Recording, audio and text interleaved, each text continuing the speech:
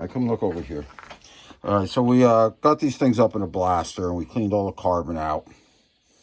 And as you notice, we tried to stay away from the gasket surface as much as possible. I prefer to scrape these things by hand so I'm not screwing up the flatness that was created by the factory. Okay, so now, looking in here, I can see that this thing has had a valve job. Let me go get the pointy thing again.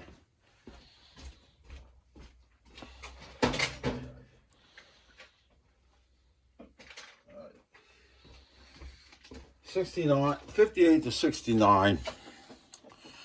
How HD did it is, believe it or not, I wish I had a head here to show you, but I'm not going to go and dig around for heads.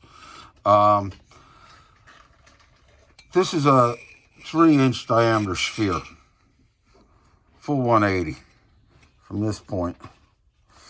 So what HD did is they ground right into that sphere until I got the seat for the intake valve. They actually did both intake and exhaust like this. Then what they did is they had a cutter that came down and put just a little groove into the head that allowed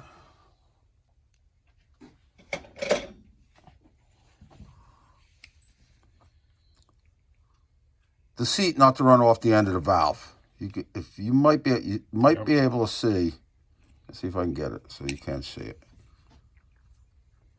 See, right now it just looks like the edge of the valve. I don't know if I'm going to get it on the camera. Oh, and that one is actually running off. There's only one little spot here. Let's try another valve. Try this one. Okay, let me take a look here. Wait. Nah, they're running off too. All right, all of these are running off. Now, that's not really an issue. As a matter of fact, I kind of like it like that. In 1970, when I went to the larger valves, what they did is they actually did run the seat right off the end of the valve, all the way right to the very outside edge. In other words, there was no top cut. Now, if you look in here, you can see, can you see in there, Soch? Maybe a little more, no. How about this guy? Yeah, you can see in this guy real good. Look right over here. Can you get over there? Yep. That's a step. That's a step. That's a step. So what they did is when they did this valve job, this has been done once before, they made the seat down here, and then they made a top cut here. And if you notice, there's very little, if anything, for an inside cut. There's some there. But I don't know if you'll be able to get this. See if you can go around to where I'm pointing. Yeah. There's no inside cut over there. Okay. Can you see that? The seat just goes right? Yeah. Let me look with you. Yeah, there's no inside cut here. Try coming around this side. All right. You get a focus there? Yeah, this is the port. Get a little better focus, Paul. You know what it is? It's this thing screwing us up. Yeah, this is the port. And this is the seat, and that's the top cut. So they didn't quite get it all the way around, that happens at times. Okay, so what I'm saying here is I can see that somebody was in here. And I don't know if you gentlemen have ever seen some of these guys do valve jobs on the YouTube, but I have. And what they do is they put the thing in there, they run their freaking cutters in there, they're bam, bam, bam, bam, they get the whole head done in 15 minutes. Takes me half an hour to do one freaking seat to do it right. I'm going to show you why. The way most commercial valve grinding or cutting setups work, so they have a mandrel like this. Yep. Now this mandrel, this end fits into the valve guide, and this end fits into whatever kind of carrier it's going to carry either the cutter or the grinder. Okay, so now, let's assume that the valve guide is brand new and it's actually been sized correctly, and it's a straight true bore all the way through. In order for a mandrel to go in there with these are commercial mandrels. Can you see that mic at all? Oh, there we go. All right, so this one's for an exhaust. We got 341.5 on that end.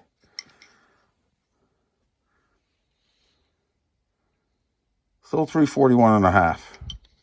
That's probably the size of the valve guide that this is supposed to fit in. See, that's up to 342 there. That's actually 3. Am I measuring this wrong? I read a freaking mic all day long. 41.5. 41 3/4. 41 3/4. 41.5-ish. 43.5. 44. 45. So what happens is this thing here is tapered, so that when it goes in the valve guide,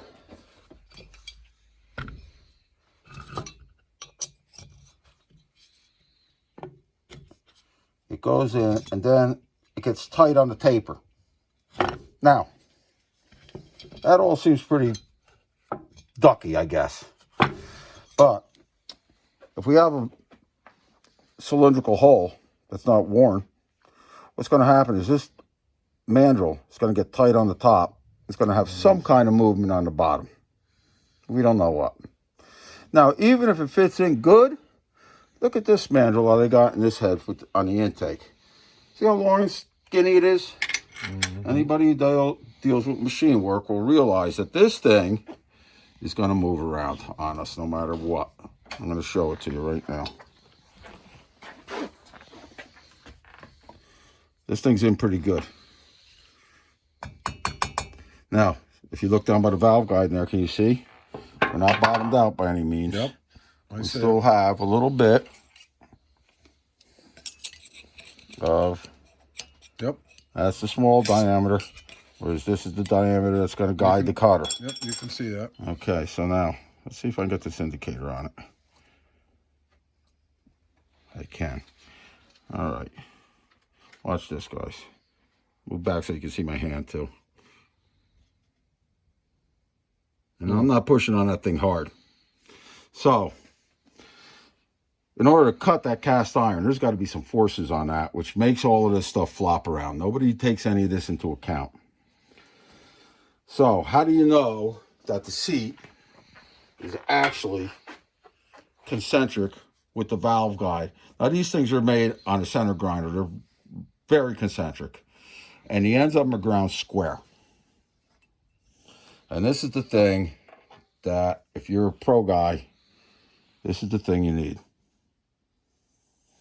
What happens is, this goes over here. Fits nicely. Okay. No taper to this, right? No taper. That's a straight standard diameter. Okay. And that matches there. This little ball, that's adjustable. You can adjust it to ride right on the seat area. Beautiful. And I think I pre-adjusted this already. Let's make sure it's good. Nope, I had it for something else. Must have been the other head. Oh, you know what? I tapped that mandrel in a little deeper. All right, so give me a second. Now you can get in here. If you can see with all my big freaking sausage fingers. Okay. Now what I'm going to do. Okay, that's the spot right there. All right, now, let's see if I can get a flash. Where's our little flashlight? You put it back?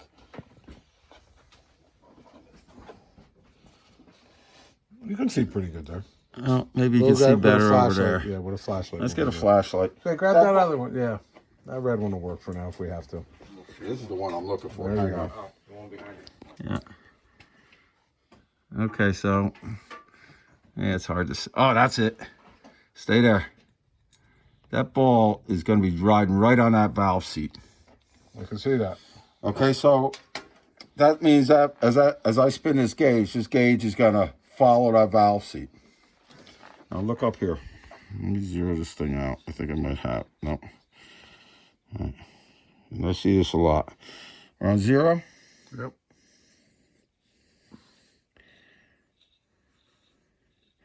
10. 10 thou. And that is high. That seat is 10 thou higher there.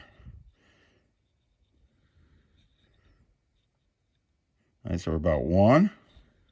Because what happens also is that ball's not hard on the end of that. No, it's 10 thou. All right, we're relatively close to 10 thou. So now, if I put a valve in there and lap that, I could see, or Prussian blue, I could see that it would actually seat. And you would think that would be good. And maybe it is. Not for me, though. Here's why.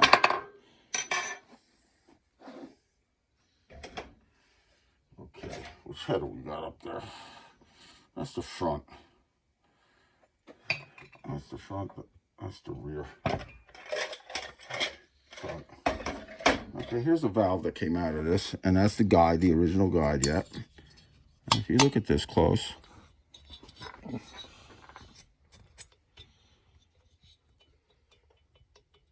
Yeah. all right. So what happens is this, it will slide off and seat on that seat. It'll slide to one side every time. Now, if it's sliding to one side every time, it's obviously going to be wearing the valve and the seat on the area that it touches first. Sure. As it scoos over the seal. All right. Now, so this brings us back to how do you make sure that the seat is actually concentric? And I don't think a lot of guys, if any of them, do this. I'm sure there's some of them that are good enough to do this. And what we're going to do,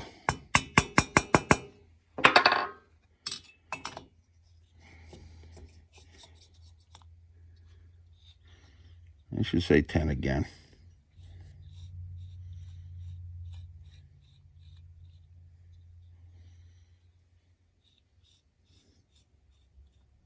It says 9 in that position.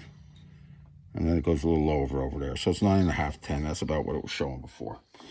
All right, now, so here's the action.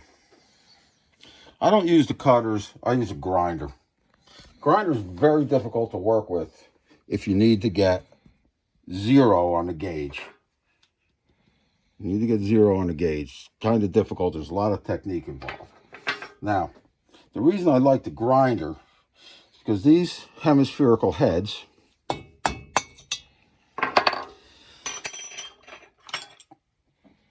sometimes you'll have heads that were damaged or had 8 million valve jobs from 8 million different wrenches, and these valves will be sunk way deep. Most people just go for seats. Guys with big cams may have to physically, on purpose, drive those seats in deeper to get enough valve travel, enough travel for high lift cams. Okay, now everybody's going to get into the manual and be like, hey, there's this spec for rocker arms, and this thing can't be no longer than 1 inch 421, or some crap like that. It's all proven over the decades that that's all basically, that's the way the factory put them together, but they work fine with high lift cams. You may have to jerk around with different rocker arm profiles on super high lift cams. You might have to screw around with rocker arm pad profiles, which when we get to the rocker arms on this bike, maybe we'll go over all of that. Okay, so what happens here is, look at this chumley. This is the setup. Okay, this is set up for an exhaust. It looks like 1 3/4 exhaust, if I had to say so. It might also be small intakes like we got there. All right, so what happens, this guy goes on here. And, of course, there's a little play in here. These are the good ones. There's some of them that run on bushings. Bushings run on this, and they just get wiped out. They wipe out this. They wipe this out. This is the ball bearing setup, where there's ball bearings in here, 2 of them. This is a much better setup. Now, so what happens, that guy goes in there, spins around.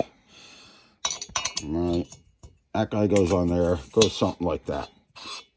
Okay, now, because unlike a small block Chevy, because these seats have to blend, they blend into a spherical radius here.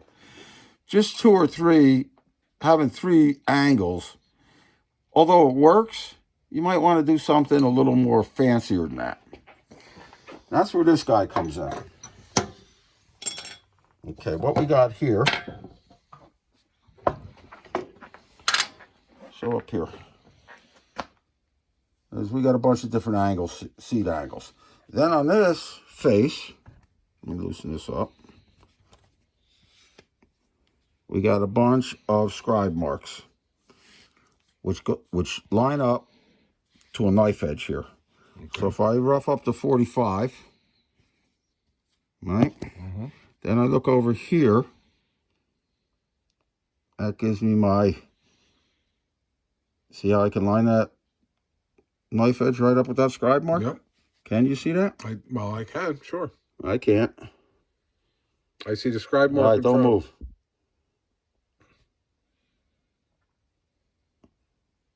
Fucking glare, I can't see shit. Don't move. I'm flopping around like a fish on like a flounder. I am? Yeah, or I am. One or the other. That ain't right yet. Hold on. Let me do it, then maybe we can see it. Actually, what I should do is I should clean those marks out so there's more contrast. It's right on that mark.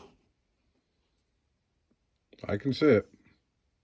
Now you're coming back up to it right there. Right there, right? Right there, okay. Yeah. So that says, for instance, that sets a 45. Okay. Now, what's in here is a little diamond.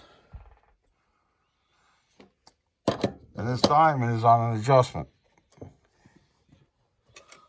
So this is how all of this happens. Pull this to the front so we're not all kinds of convoluted. You can't see shit there because of the light.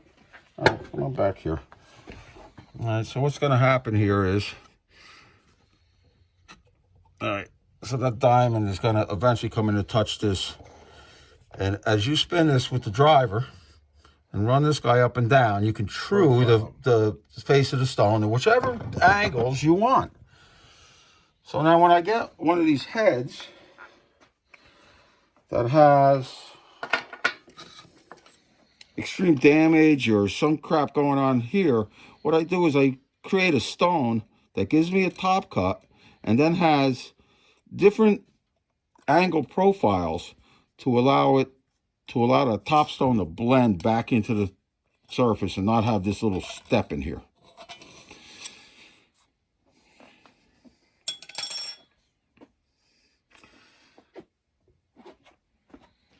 This is where most of the problems come in.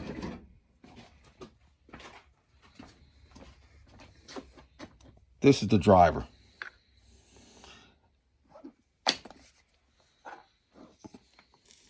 Nope. Got a lot of slop in it. No, it's not that. That slop is what you need. It's made to be like that, okay? But what happens is,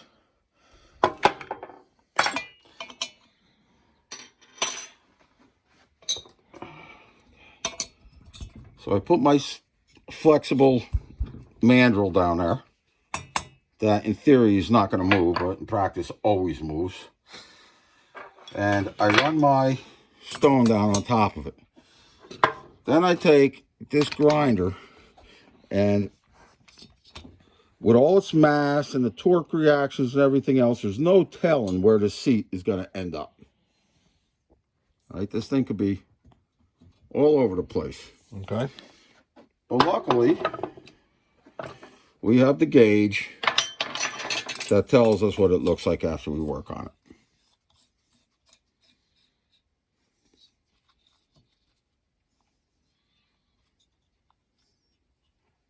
Need the glasses so I can see again. Freaking old man. Okay. That looks like it's on the seat.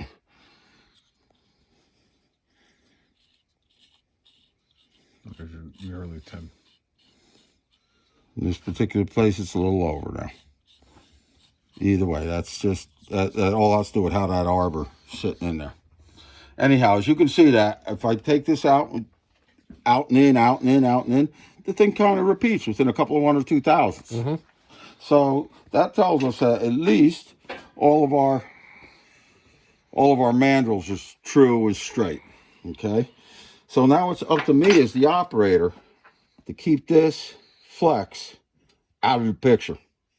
And that takes a lot of experience of grinding the seat, putting the gauge on it, finding out where the high spot is, favoring that high spot as you grind until you get that seat true.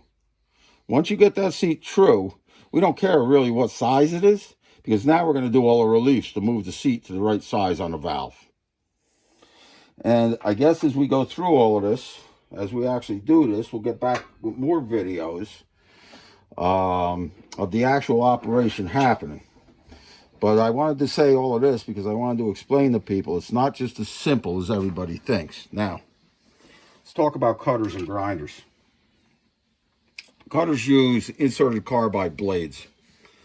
And I guess I would assume that the blades are square and the seats that the blades sit in the cutter head are on the right angle. I got to make assumptions on all of that. I don't use the cutters, but I cut metal for a living. And I can tell you that it takes force to penetrate that carbide into that cast iron. And for whatever force goes in here, you have to push that cutter into that seat. The seat is pushing back that hard on this thing. Now, when you grind as opposed to cut, you don't got 6 cutting edges or 8. You got 100,000 of these little edges. And each one takes a much, much smaller bite. Imagine you took your bench grinder. You got a grinder wheel on one side. On the other side, you took the wheel off and you put a circular saw blade on, like from your skill saw. Now imagine sticking something in there, in that skill saw blade, and expecting it not to freaking rip right out of your hands. All right? That's because of the force required for the one cutter to cut the one edge to cut the entire seat out, rather than 100,000 edges. So what happens here is once I find a high spot, I can hold this thing. Believe it or not, you can hold this thing up while it's spinning, and you can favor where you want it to cut and just come down and touch. Come down and touch, come down and touch. You stop, you put your gauge back in, and you just keep doing it over and over and over until you get that thing. I'd like to see them within 2. That's pretty freaking tight. It's usually not an issue for me to do it, but like I say, then again, it takes me half an hour to do, at least half an hour to do one seat complete. That means that valve seat, the top cut, if I'm going to do a top cut, and the inside cut. All right, so something else has gone on with these cylinder heads that I don't see too often. And I'm wondering why this has it. And let's see if we can look inside this guy and see it. Now, these intakes are pretty much, this is the standard valve job I see, where this guy came in with the top cut. Now, let's look at the exhaust. Come on over here. Here's the exhaust. Now, if you can zoom in there right there. If you look in here, this looks like somebody went in there with a carbide burr on the die grinder. Sure does. All right. That's how they cleaned out the inside of the valve seat, which I guess if they didn't have all of the stuff that they needed, it seems like the craftsmanship was decent enough that he actually pulled it off. We won't know that for sure until we come in here and clean these seats up and see exactly what's going on in there. So the next thing we're going to do is we got some new valves.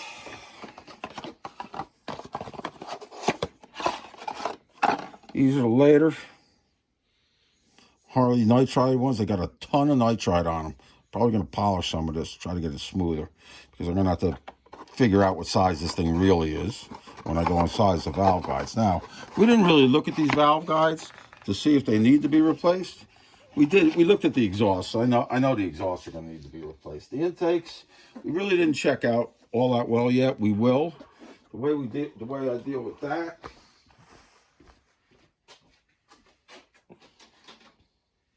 is with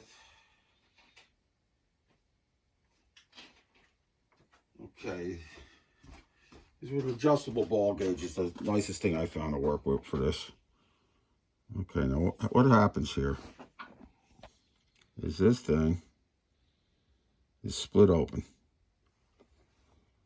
And it's hardened. This particular one's an old Lufkin. Oh, maybe it is. Does that say Starrett on it? Or does that say Lufkin on it? No, this one's a Starrett. I don't know what happened to my Lufkin. Okay. Anyhow, this is how it works. This knob expands and contracts that ball. Got a bevel in there. Yeah, there's a little chamfer in there, right?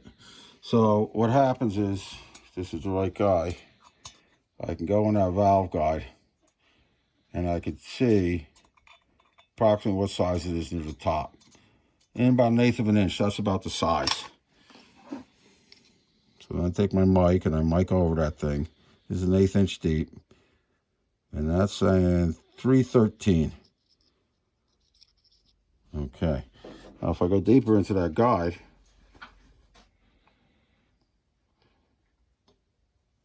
oh, I can feel a tight spot in there. So these things were installed and never reamed, but that's probably because they're Dixies and they were like on size. You would just stick them in kind of like the Harley ones. And there we got 312. So we got only 1/1000th taper there, which isn't too bad. And I'll bet you these things, well, I don't know about these Harley ones because I used to not use these things. We bought them because we found them. Usually these stems are 309. Not this one. 311. I wouldn't doubt that these are rejects, just like all this other crap on eBay, you know, that were overplated. We're going to check into all of that. They're 311. 311.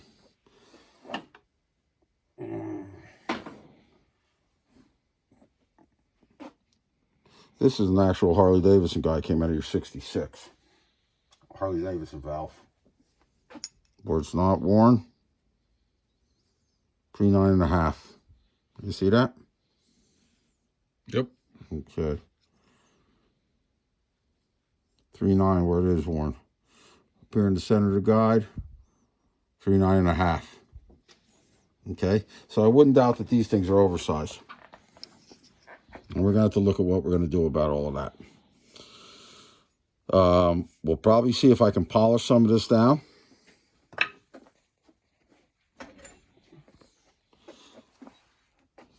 This is what came out of this bike.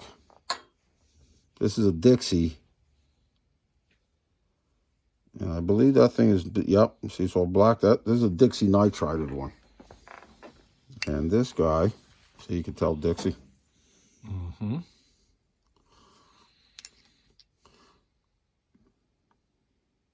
Dixie put the Harley number. I don't know what that freaking number is, I'll tell you that. 1807058. Oh, you know what? Maybe Harley made a different number for these nitrided valves before 1980, but I don't know. Normally the intakes are 18070. Okay, and the exhausts are 18080. All right, anyhow. A little under 309. A little under 309. A little under 309. 309. 309.25. Okay, now, that's pretty good testament that these nitrided valves work out pretty well. All right. This is what we put back in your bike, was a set of Dixie Nemcos, yeah, Nemco/Dixies. I think they're all made in Taiwan at that point. And they do work well. These things, I'm not so sure what we're going to do about all of this yet. We'll have to look at it. If these things end up oversized, we're probably going to be able to use these cast iron guides, these iron guides again, if I can get a reamer in them and actually cut them. All right. Dealing with the sun and hone in there, it's not as simple as it appears. I prefer the reamer. I'm pretty good with a freaking reamer myself, so I'm not afraid of the reamer. What else do we got to talk about at this point? Oh, Jesus Christ, half an hour? I should shut the hell up. Yeah, we'll come back. Yeah. Down in front, baby. Man with a baby. Lady with a Lady baby. with a baby. Thank you. Thank you.